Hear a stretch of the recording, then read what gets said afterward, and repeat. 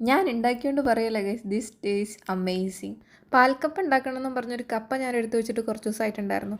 ഇന്നിതാ ഇതെടുത്ത് നോക്കിയപ്പോൾ ഫുള്ള് നീല കളർ വന്നിട്ടുണ്ട്. ഞാൻ കുറച്ച് ഡിസപ്പോയിൻറ്റഡ് ആയി. പിന്നെ ചെറിയ പീസും കൂടി എടുത്ത് കളയാമെന്ന് വെച്ച് ജസ്റ്റ് വെട്ടി നോക്കിയപ്പോഴാണ് മനസ്സിലായത് അത് ഫ്രഷ് ആണെന്നുള്ള കാര്യം. സോ ഫസ്റ്റ് മീൻകറി ഉണ്ടാക്കാം. ആ സമയത്ത് ഞാൻ കപ്പ വേവിക്കാൻ വെച്ചിട്ടുണ്ടായിരുന്നു കുക്കറിൽ. മീൻകറി എന്ന് പറയുമ്പോൾ എനിക്കൊരു മൺചട്ടി മസ്റ്റാണ്. കുറച്ച് എണ്ണ ഒഴിച്ച് ഉലുവയും കടുകൊക്കെ ഒന്ന് പൊട്ടി വന്നതിന് ശേഷം ഉള്ളി അരിഞ്ഞതിട്ടു. ഉള്ളി അരിഞ്ഞത് ഒരു മൂത്ത് വന്നതിന് ശേഷമാണ് തക്കാളി നമുക്ക് ആവശ്യമുള്ള പൊടികളൊക്കെ ഇട്ടത്. അത് കഴിഞ്ഞ് നേരെ ഒഴിച്ചത് പുളിവെള്ളമാണ്. ആ സമയത്താണ് ഓർത്തത് കറിവേപ്പില ഇല്ലല്ലോ എന്ന്. അതിനുവേണ്ടി നേരെ വീമാട്ട് പോയിട്ട് കറിവേപ്പിലയൊക്കെ മേടിച്ച് വന്നു.